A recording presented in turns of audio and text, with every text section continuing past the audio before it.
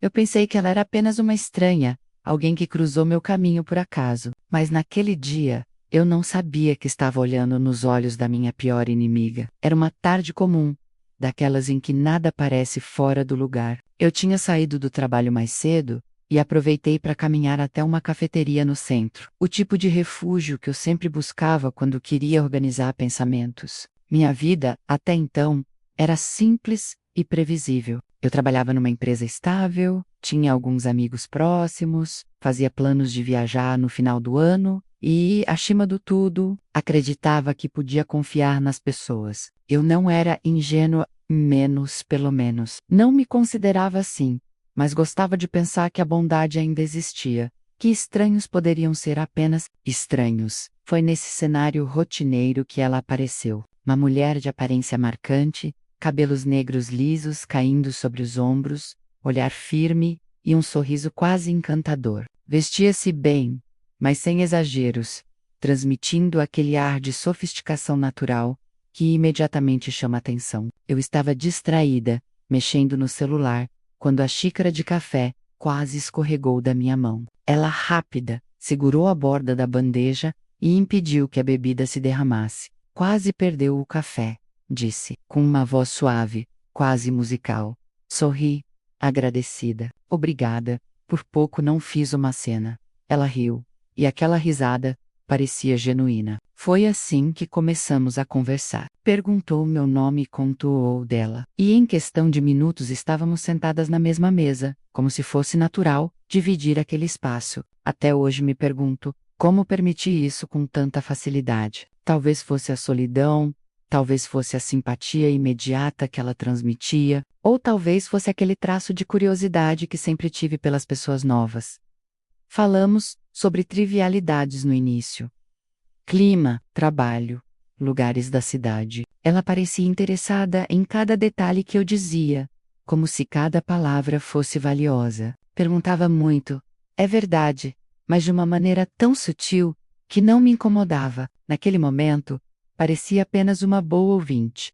Nos dias seguintes, nos encontramos de novo, quase por acaso. Primeiro, na mesma cafeteria. Depois, em uma livraria perto do meu trabalho. Foi então que comecei a achar coincidência demais. Ainda assim, não questionei. Afinal, que mal havia? Com o tempo, notei algumas coisas curiosas. Ela parecia saber mais sobre mim do que eu havia contado. Comentava sobre o horário em que eu costumava sair do trabalho, sobre o trajeto que eu fazia de ônibus. Eu mesma não lembrava de ter mencionado esses detalhes, mas ela dizia de forma tão casual que eu deixava passar. Talvez eu tivesse dito sem perceber, era nisso que eu preferia acreditar. Uma vez, durante uma de nossas conversas, ela comentou algo que me soou estranho. É engraçado como as pessoas confiam umas nas outras tão facilmente. Às vezes, sem nem perceber, que abriram demais as portas.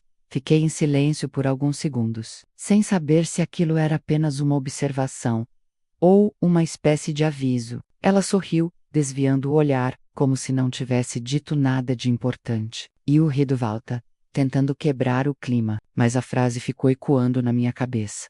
Ainda assim, havia algo nela que me atraía. Uma mistura de admiração e alerta. Era como olhar para o fogo. Lindo, fascinante, mas ao mesmo tempo perigoso. Eu sabia que deveria manter distância, e mesmo assim me aproximei.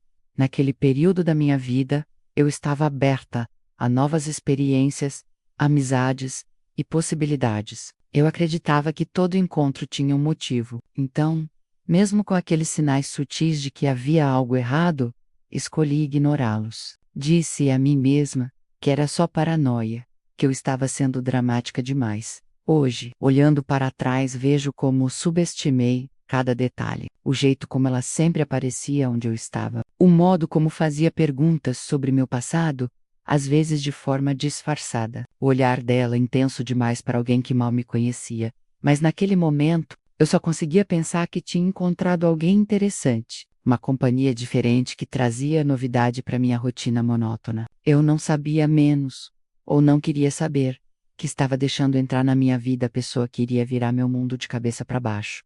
Se tivesse prestado mais atenção, talvez tivesse reconhecido o perigo, mas não. Eu preferi acreditar no sorriso dela. E, sem perceber, dei o primeiro passo em direção a um jogo que não foi eu quem começou, mas que seria eu a terminar. No início parecia inofensivo. Ela aparecia em lugares que eu frequentava, sempre com um sorriso pronto e uma desculpa casual. Eu também gosto dessa livraria. Ou que coincidência você estar aqui hoje. Essa estranha começou a se tornar uma presença constante na minha vida. Primeiro, encontros ocasionais. Depois, convites para cafés, caminhadas, até pequenas saídas nos fins de semana. Eu, que sempre fui reservada, me via abrindo espaço para ela, com uma naturalidade assustadora. Em pouco tempo, já trocávamos mensagens, quase diariamente. Ela perguntava sobre meus planos, sobre meu trabalho, sobre minhas amizades. E de forma quase invisível, foi se infiltrando em cada canto da minha rotina. Eu me sentia lisonjeada por ter encontrado alguém tão interessada em mim, alguém que parecia me ouvir de verdade.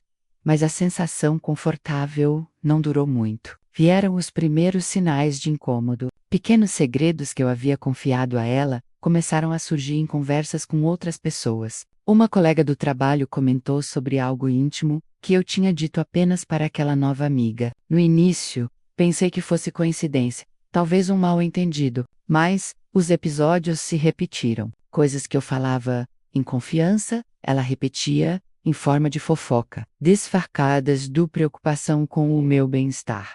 Comecei a notar também um padrão estranho. Ela parecia se deliciar com minhas inseguranças. Sempre que eu compartilhava uma dúvida ou fraqueza, ela fazia questão de enfatizar, como se quisesse me lembrar de que eu não era tão forte quanto imaginava. Você confia demais nas pessoas. Ela dizia com um sorriso enviesado. É perigoso abrir tanto o coração. Na época achei que fosse um conselho, mas hoje entendo que era uma provocação.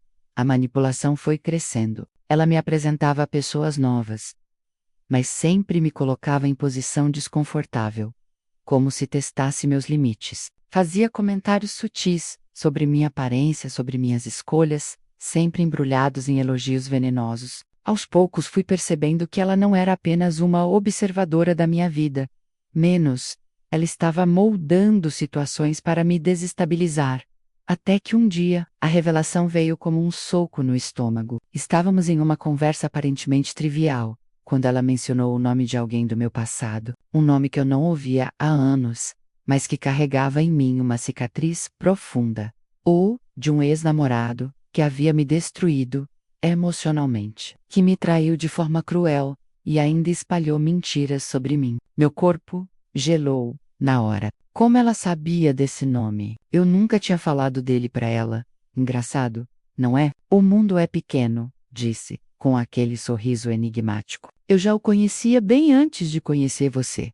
Aos poucos, as peças começaram a se encaixar. Ela não era uma estranha. Não havia coincidência alguma em nossos encontros. Ela tinha vindo até mim com um propósito: me vigiar, me testar, talvez até me destruir. Descobri que no passado, ela havia sido amante do meu ex. Mais do que isso, havia participado ativamente das fofocas que arruinaram minha reputação em um círculo social que eu preferia esquecer.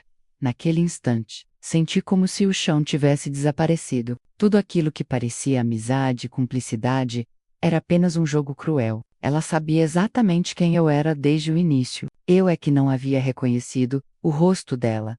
Menos, talvez pelo tempo, talvez pela maquiagem de uma nova identidade. Mas para ela cada passo tinha sido calculado. A sensação de ser enganada corroía meu peito. Não era só a traição do passado que voltava à tona, mas a humilhação presente, de perceber que eu tinha sido usada de novo, manipulada como uma marionete. Lembrei de cada confidência que fiz, de cada segredo revelado, e agora entendia. Nada era seguro com ela. Eu estava diante de alguém que me odiava em silêncio, mas que sorria na minha frente como se fosse minha melhor amiga.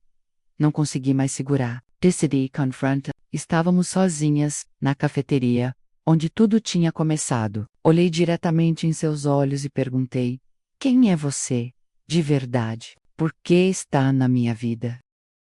Ela riu. Não foi uma risada alegre, mas um riso frio, debochado, carregado de ironia.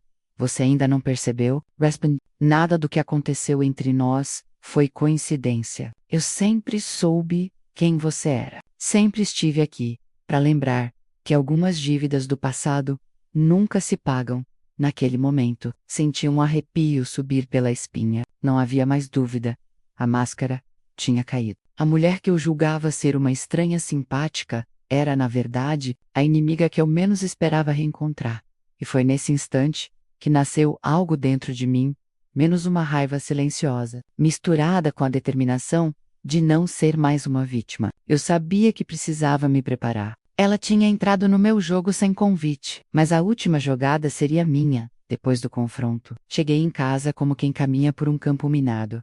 Cada passo pesado, cada lembrança uma explosão de dor. Sentei-me no chão da cozinha, encostei as costas no armário e deixei o choro vir. Não aquele choro alto e liberto, mas um choro cortado, que vinha em fragmentos, junto com lembranças que eu jurava ter enterrado. Foi estranho, não era só tristeza. Havia também uma raiva quente, um nó de incredulidade que me apertava a garganta. Como alguém podia voltar para destruir outra vida com tanta tranquilidade? Como pude ter sido tão cega? Passei horas remexendo os acontecimentos em minha cabeça.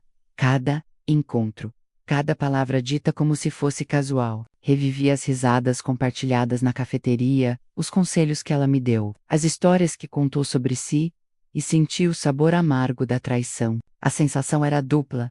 Eu chorava por aquilo que perdi no passado, pela ingenuidade que permitiu que me machucassem antes. E, ao mesmo tempo, queimava de raiva por ter sido colocada novamente no centro de um jogo maldoso. Refleti muito sobre confiança. Sempre acreditei que a confiança é um presente sagrado, algo que se dá com cuidado e se conquista com gestos pequenos, diários. Agora a mesma confiança parecia uma arma que alguém havia usado contra mim. Pensei em vulnerabilidade, em como abrir o coração. É um risco que nem sempre compensa quando há pessoas dispostas a lucrar com sua fragilidade. E senti, com uma clareza dolorida, que a minha generosidade havia sido mal interpretada como fraqueza. Era hora de mudar a narrativa. Cortar laços me passou pela cabeça inúmeras vezes. Dexter para Ló. Evitar o contato. Fingir que nada aconteceu. Mas percebi algo. Isso não seria suficiente. Ela não havia apenas me magoado. Ela havia tentado apagar partes da minha história. Manipular a percepção que outros tinham sobre mim, sem pagar nenhum preço. Eu não queria mera distância. Eu queria justiça. Queria que ela sentisse, pelo menos uma vez, a queda que me impulsera. Queria que a máscara dela caísse em público, que as pessoas vissem o que eu tinha visto tarde demais. Precisava de vingança, não violenta, mas completa e implacável. Então transformei a dor em projeto. A cada manhã, ao invés de deixar a raiva consumir-me, comecei a planejar. Primeiro passo: observar. Se ela estava disposta a entrar tão profundamente em minha vida, eu precisava entender suas próprias fissuras. Anotei mentalmente, e no caderno que comecei a carregar sempre comigo, os lugares que ela frequentava, os horários em que sumia, os contatos que mencionava com naturalidade. Passei a prestar atenção ao que ela dizia, e mais importante, ao que não dizia. Onde havia silêncio, haveria uma fraqueza a ser explorada. A vigilância rendeu rápido. Percebi padrões. Ela adorava frequentar eventos culturais em bairros mais elitizados, mas nunca falava de trabalho com detalhes. Quando mencionava relações, usava termos vagos, parcerias, colaborações, pessoas que me ajudam. Isso soava como fachada. A socialidade dela era feita de nomes soltos, aparições curtas e muitas fotos pontuadas em redes sociais com legendas ambíguas. Aquilo me cheirou a construção de uma imagem menos, e onde há imagem, há artifício. Comecei a mapear suas conexões. Notei que algumas pessoas reagiam de maneira forçada às publicações dela. Outras, estranhamente, evitavam encontros quando eu estava por perto. Em uma festa onde ela me apresentou como uma amiga que deu sorte de encontrar, percebi olhares que se desviavam, sussurros abafados. Mais tarde descobri que em certos círculos ela cultivava alianças com quem tinha algo a ganhar. Favores, status, proteção social. Isso me deu pistas. A influência dela era mais frágil do que aparentava. As descobertas mais valiosas vieram em detalhes menores, contradições nas histórias que contava, pequenas exibições de bens que não se sustentavam, promessas de ajuda que jamais se concretizava, em conversas com conhecidos em comum. Colhi informações que confirmaram minhas suspeitas. Era alguém que construía reputações falsas, que inventava romances para parecer desejável, que manipulava fatos para se colocar como vítima ou heroína conforme convinha. Em outras palavras, ela vivia de encenações. Também encontrei sinais de segredos financeiros, comentários despreocupados sobre ajudas de terceiros, referências a empréstimos que ela dizia serem de uma amiga. Quando investiguei discretamente, notei que alguns locais onde dizia trabalhar não tinham vestígios sólidos online. Em outras ocasiões, imagens dela exibindo presentes caros pareciam desconectadas de uma fonte de renda plausível. Se ela simulava estabilidade, era provável que dependesse de favores, empréstimos ou de manipular terceiros para manter a farsa. Essas seriam as minhas alavancas. Com o dossiê mental formado, tracei uma estratégia: coletar provas tangíveis das mentiras dela, registrar contradições, atrair testemunhas que pudessem confirmar as atitudes manipuladoras e, principalmente, criar situações onde sua versão da história se desmoronasse sozinha. Eu não precisava de vingança teatral, precisava de evidência, de gente que visse, tocasse e não pudesse mais fingir ignorância no silêncio da noite. Escrevi a frase que virou meu mantra: se ela entrou na minha vida para me destruir, eu usaria sua própria armadilha contra ela. Era uma promessa que soava fria, mas justa. Prometi a mim mesma que cada passo seria calculado, cada exposição precisa. Eu não buscava humilhar por prazer, buscava restabelecer a verdade, recuperar a dignidade que lhe foi roubada. E, enquanto planejava, sentia a dor transformar-se em força, menos uma força silenciosa,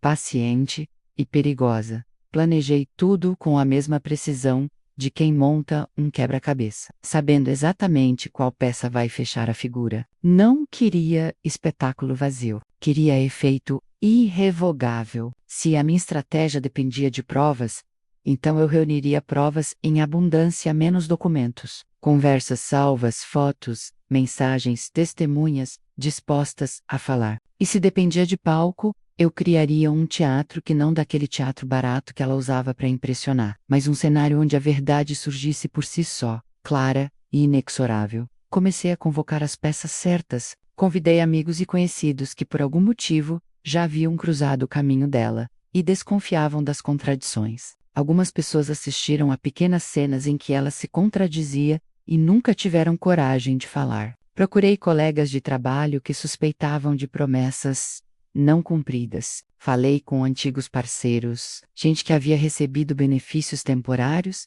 e depois fora deixada para trás, quando não servia mais. Combinei discretamente com a namorada de um homem, que ela usava como moeda de prestígio, menos a mulher topou, com relutância porque também havia sido vítima de manipulação. Aos poucos, montei um pequeno exército de vozes prontas para corroborar o que eu sabia ser verdade.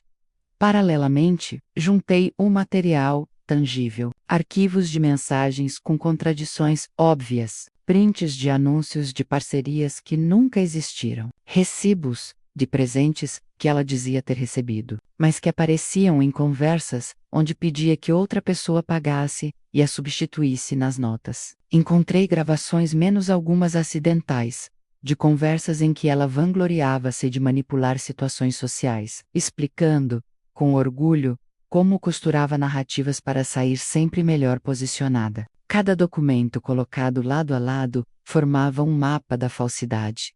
Escolhi um evento social como palco, um jantar beneficente que reuniria conhecidos das nossas redes sociais, alguns familiares que ela admirava por proporcionar boa visibilidade, e pessoas de quem a minha inimiga gostava de se aproximar para ostentar aparente prestígio. Marquei o encontro com a desculpa de um convite coletivo para apoiar uma causa local, menos algo plausível, nobre, e que garantiria a presença de público variado. Ela aceitou com entusiasmo, já imaginando cenas de autopromoção e aplausos discretos. Mal sabia que aquela noite seria o fim do roteiro que ela tanto ensaiara.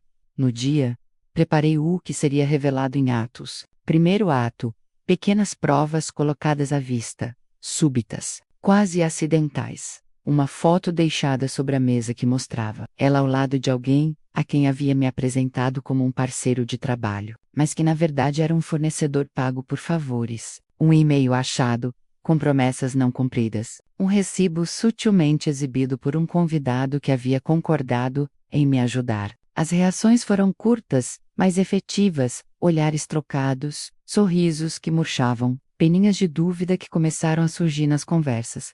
O segundo ato teve mais impacto. Pedi aos presentes que, numa conversa casual, levantassem situações em que haviam sido enganados por promessas parecidas às que ela fazia. Um a um, vários levantaram risos amarelos e relatos que soavam estranhamente familiares. A cada depoimento, eu sentia o ar ao redor ficar mais denso. Ela, que antes brilhava entre as pessoas, começou a buscar um apoio que não vinha. Começou a suar, a mexer nas mãos, a inventar explicações que batiam com as provas que eu depositava sobre a mesa.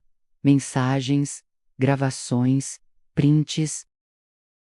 A parte final do meu plano foi o golpe de misericórdia.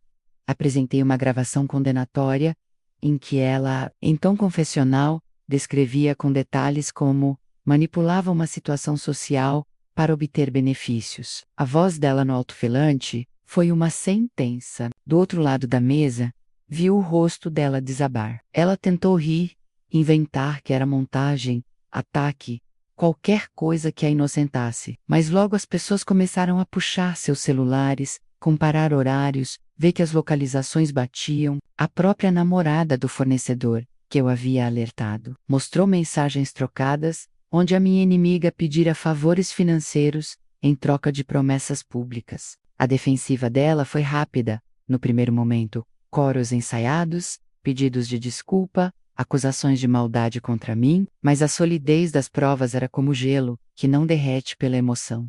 Inabalável. Quando um primo, que eu nem sabia, que o desconfiava, se levantou e contou uma história que a ligava a uma série de pequenos golpes de reputação. Percebi que o colapso era irreversível. Pessoas que antes a idolatravam agora se encolhiam, e os olhares que recebia tinham o peso da desaprovação. A boca dela tremia, as desculpas começavam a soar risíveis. No clímax da noite, ela ficou sozinha no meio da sala, cercada por evidências e por pessoas que, até então, acreditavam nela. Vi a máscara se desintegrar, não em noite de humilhação gratuita, mas numa sequência de fatos construída com paciência e verdade. A queda foi tão rápida quanto justa. Ela perdeu amigos, parceiros de trabalho, averiguaram contratos e se afastaram. E até os perfis que a sustentavam nas redes começaram a silenciar. O poder que ela exercia socialmente evaporou diante do que eu havia mostrado.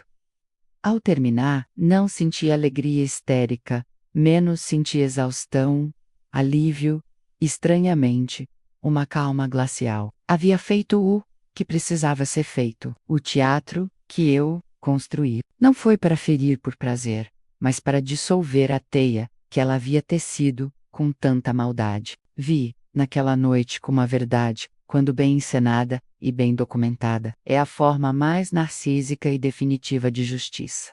E, enquanto a festa se desfazia em murmúrios e sussurros, eu soube que o final do ato estava apenas começando. O silêncio depois da tempestade foi quase ensurdecedor. Naquela noite, quando as pessoas começaram a se dispersar, levando consigo as conversas abafadas e os olhares de desaprovação, fiquei sentada por alguns instantes, observando o cenário que eu mesma havia armado. A inimiga, antes tão confiante, estava agora encolhida em um canto, cercada por um vazio que nenhuma palavra poderia preencher. Todos haviam se afastado dela, como se a própria presença fosse tóxica. Eu deveria estar rindo, comemorando, saboreando cada segundo da queda dela. E, parte sim, havia uma satisfação inevitável. Mas o que me dominava, na verdade, Era uma mistura de sensações, alívio, liberdade e também um vazio silencioso. Porque ao destruir a máscara dela, não foi apenas ela quem caiu, foi também o peso que eu carregava, a dúvida constante, a ferida aberta pela traição. A vingança, percebi, nunca é só sobre o outro. É também sobre a gente. E não é. Executei apenas para expor suas mentiras, mas para recuperar algo que ela havia tentado roubar de mim, minha dignidade. Ela queria que eu fosse uma peça em seu jogo, uma vítima silenciosa, mais uma história para ela contar como se tivesse vencido. Mas não, eu recusei esse papel, e ao mostrar sua verdadeira face para todos, mostrei também a mim mesma que nunca mais deixaria alguém brincar com minha confiança. Enquanto caminhava para fora do salão, respirei fundo. A sensação era de ter tirado correntes invisíveis que me aprisionavam. Eu tinha vencido, mas mais do que isso, eu tinha me libertado. Ainda assim, no fundo havia uma ponta de vazio, como se a batalha que consumiu tanto tempo e energia agora deixasse um espaço em branco. O que fazer com esse espaço?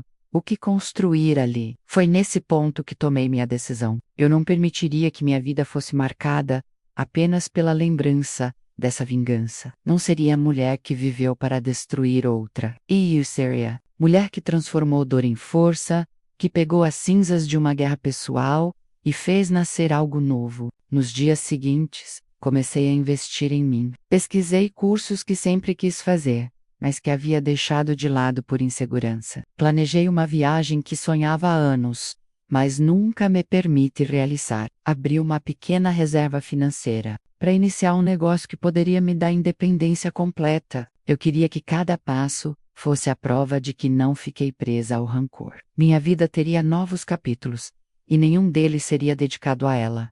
Ainda assim, de vez em quando, eu a via, sozinha, sem o brilho que ostentava, tentando se recompor, mas sem o público que antes a aplaudia. Nessas ocasiões, eu não sentia raiva, nem me compactou. Apenas constatação. Ela havia entrado na minha vida com o objetivo de me destruir. Mas no fim, foi ela mesma quem se perdeu no labirinto de suas mentiras. Recordo claramente de uma tarde, em que passei por ela na rua. Ela me olhou, com aqueles olhos que já tinham sido altivos, agora baixos e cansados. Por um segundo, pensei em parar e me dizer algo, mas percebi que não havia mais nada a ser dito. Eu já tinha vencido, não porque ela estava derrotada, mas porque eu tinha seguido em frente. E foi nesse momento que entendi. A verdadeira vitória não estava no tombo dela, mas no meu recomeço. O que eu conquistei não foi apenas justiça, mas a certeza de que sou mais forte do que qualquer trama urdida contra mim. Ela me ensinou, da maneira mais cruel, que confiança é um tesouro que não pode ser dado a qualquer um. E agora eu sei proteger esse tesouro, como nunca soube antes. Na última cena da minha história com ela, guardo a imagem de sua solidão. Não por prazer, mas como lembrança. Lembrança de que eu não devo esquecer, como quase fui destruída menos, e como escolhi, não apenas sobreviver, mas florescer. Ela entrou na minha vida para me destruir, mas foi ela quem se perdeu. E agora eu deixo a pergunta para você, que leu minha história e caminhou comigo até aqui. Ivoca, no meu lugar, teria deixado passar? Ou teria feito a mesma vingança?